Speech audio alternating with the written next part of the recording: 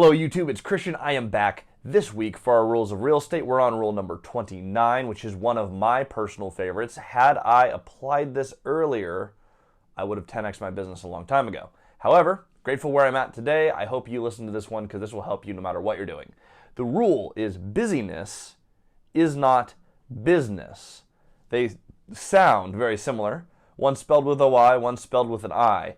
However, immensely different. There's only one thing that busyness is good for, and we will get into that metric almost immediately. So, if you haven't yet, like, subscribe, follow us, because we are getting really far through our rules of real estate, and we are almost wrapping the series up.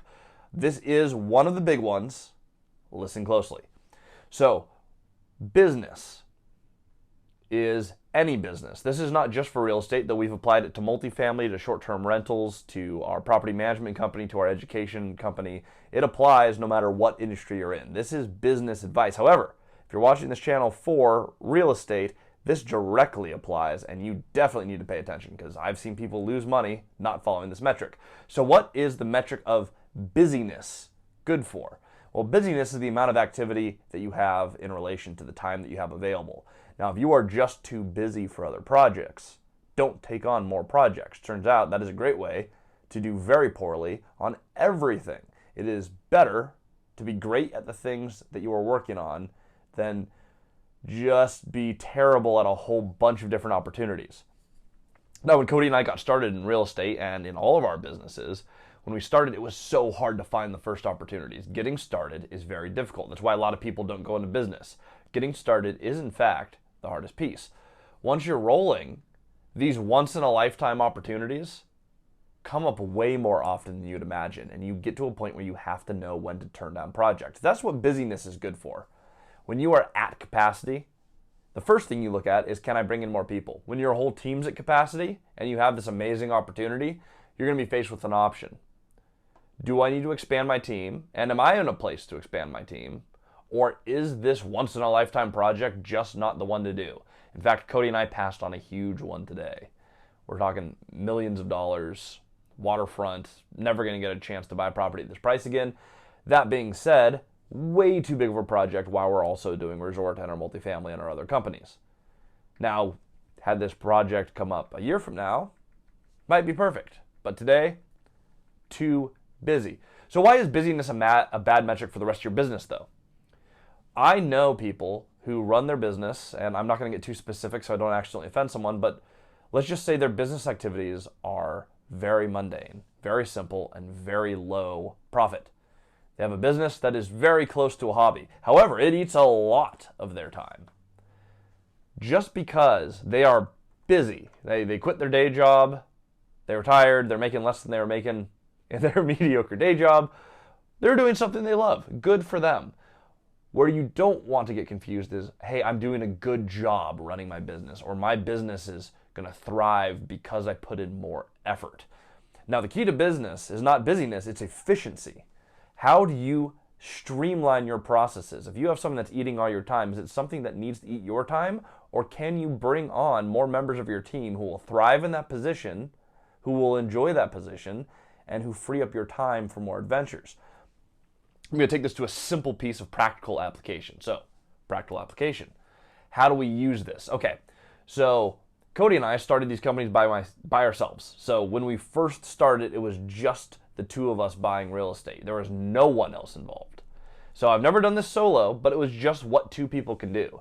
And it did not take long after we bought our 38-plex where all of our time was taxed. So within a few months, we brought on Hannah, our director of property management. She now wears a lot more hats in our company. She is the most critical player. I would argue that she's probably more important than Cody or I to any of our businesses. She is our all-star number one person. She actually owns some of the companies with us. She's not even an employee. She is a co-owner now because that is how critical she was to us. We gave her equity in our projects. We expanded our capacity by offloading the property management day-to-day tasks. All of a sudden, we were able to go from 38 to 100 units. That's a big difference. Might not seem like too much, 3xing your business, but on a functional level, Cody and I could not self-manage that much. Well, now we expand again. I retired my wife successfully. She had several months off work, and she went, hey, I actually want to work on some of your projects. Well, fortunately, we had just picked up a resort, And we had a whole bunch of maintenance tasks that needed to be coordinated. We expanded the team again. With the resort came 7 more employees. So each time we do these projects, we get busy, you load up your time, you offload them, and you go, okay, now we have enough people. The other piece to this is systems. There's the only 2 ways to save time, functionally, in business.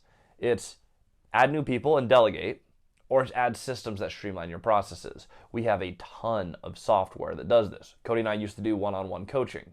However, everyone had the same questions. So in lieu of one-on-ones, we recorded an online course, the multifamilystrategy.com. If you want to learn how to play the creative game, check that out. Then our mentorship is done in groups. Now, 1, that does save us time, but 2, that builds a community. So now the questions in that community are people who've been through the coursework, people understand the fundamentals of the creative real estate game, and now you can move forward.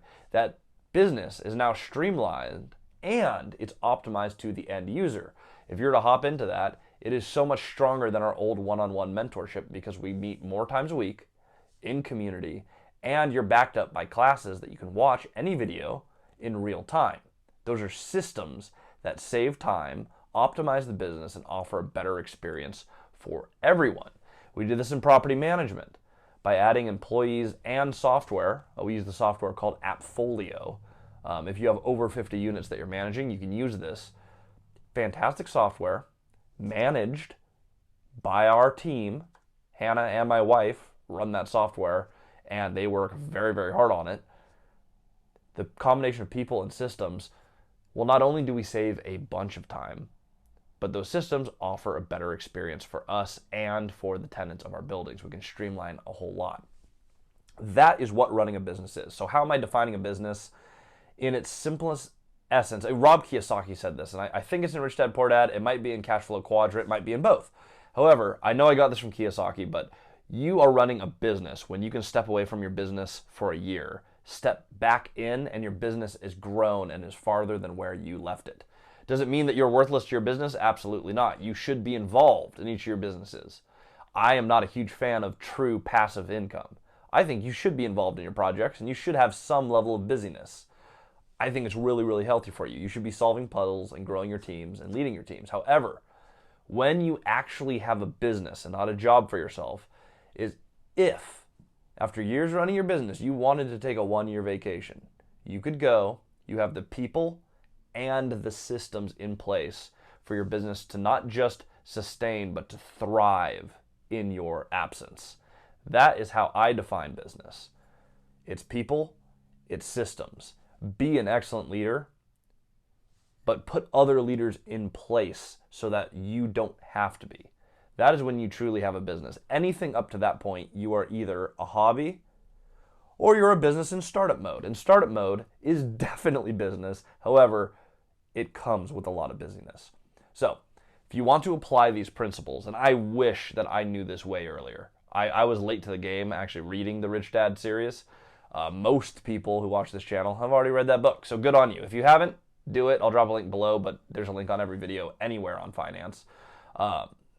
Your business is a business, like a mature, functioning business, when you can step away from that business.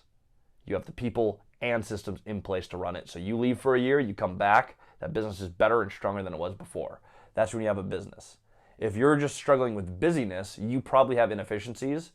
You need to work on finding more people and refining your systems. Apply this and you can rapidly scale your business, be it real estate, property management, education company, whatever industry you're in. Apply this. Remember, busyness is not business. All right, like, subscribe. We'll see you guys next Monday for our next Rule of Real Estate.